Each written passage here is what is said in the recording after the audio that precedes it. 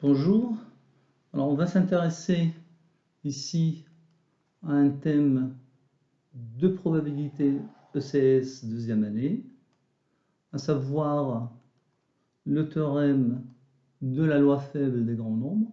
Alors théorème, loi faible des grands nombres. Alors je commence par énoncer le résultat.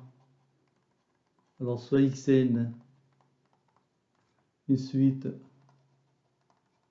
de variables aléatoires réelles, indépendantes, c'est important,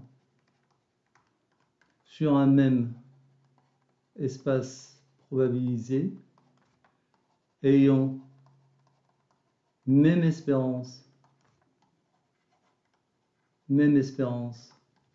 petit m, et même variance, sigma au carré, alors x1 bar converge en probabilité vers la variable aléatoire certaine égale à n, où x1 bar, c'est la moyenne empirique de x1, x2 jusqu'à xn. Voilà, où le n est supérieur ou égal à 1. Alors, le plus souvent, on applique ce théorème-là dans le cas où les xn sont des variables aléatoires indépendantes qui suivent une même loi x ayant un moment d'ordre 2, ce qui va assurer l'existence d'une espérance et d'une variance. Et le résultat qu'on a à ce moment-là, c'est que x1 bar convergera en probabilité vers l'espérance de x. Alors, le résultat est en fait assez intuitif. Si on souhaite estimer la valeur de l'espérance d'une variable aléatoire x, on simule n réalisations de cette variable. Donc là, x1, x2 jusqu'à xn, ce sont des n réalisations de la variable aléatoire x, et on calcule leur moyenne, d'accord, comme valeur approchée de l'espérance de x. Alors nous savons bien sûr que l'espérance n'est pas exactement égale à cette moyenne, mais plus le n est très grand, moins on a de chances, voilà, de se tromper. Alors une application concernant le théorème de Bernoulli. Donc là, on va plutôt considérer une suite xn de variables aléatoires, suite de variables aléatoires réelles indépendantes, qui suivent toute une loi de Bernoulli de paramètre P. Alors le théorème de la loi faible des grands nombres, on me dit que x1 bar convergera en probabilité vers l'espérance de la variable qui suit la loi de Bernoulli, à savoir vers P. Alors ce théorème-là est fondamental. C'est lui qui justifie que le formalisme que nous employons correspond bien à l'intuition que l'on se fait d'une probabilité. Alors la probabilité d'un événement est proche de la fréquence de réalisation de cet événement lorsqu'on répète un grand nombre de fois l'expérience. Maintenant, je vais m'intéresser un petit peu à appliquer l'inégalité de Bénémet-Tchevetchev à x1 bar.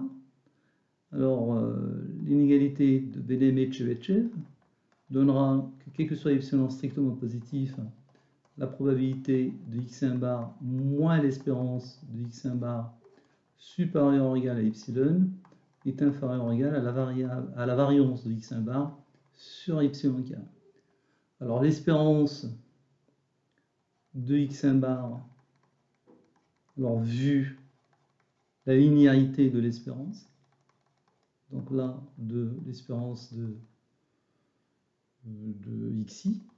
Or, l'espérance de xi, c'est p. Quand on somme n fois, donc c'est n fois p sur n, ce qui fait égal à p. La variance de x1 bar, c'est en fait 1 sur 1 carré. La somme, alors là, les xi sont indépendants, et donc la variance de la somme, c'est la somme des variances. Voilà. Alors la variance d'une loi de Bernoulli, c'est p facteur de 1 moins p, que je somme n fois. Donc c'est np P facteur de 1 moins P sur 1 carré.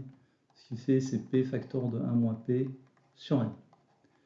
Voilà, alors, l'inégalité de Benehm-Etchev deviendra alors, quel que soit epsilon strictement positif, la probabilité valeur absolue de x1 bar moins, alors l'espérance de x1 bar c'est P, donc la moins P, supérieur ou égal à epsilon, est inférieur ou égal, alors variance de x1 bar sur epsilon carré, à savoir P facteur de 1 moins P sur n epsilon carré.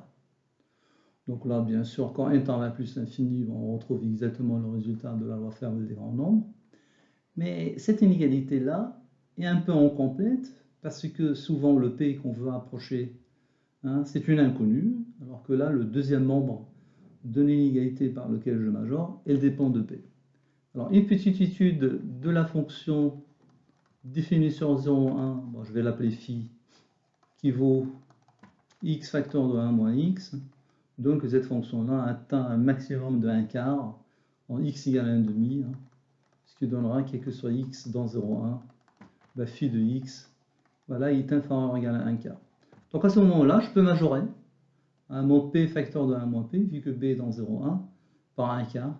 Je me retrouve alors avec l'inégalité, quel que soit epsilon strictement positif, la probabilité de x1 bar moins p supérieur ou égal à epsilon est inférieur ou égal à 1 sur 4 n epsilon carré.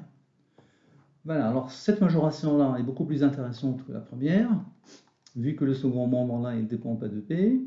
Alors ça renseigne un petit peu sur l'ordre de la vitesse de convergence de x1 bar en probabilité vers P. Donc si je voulais chercher, hein, le nombre de réalisations n de la variable aléatoire x, à partir duquel j'ai cette probabilité-là est inférieure ou égale à une précision donnée, il suffit que je cherche le n pour lequel 1 sur 4 n epsilon carré est inférieur ou égal à cette précision.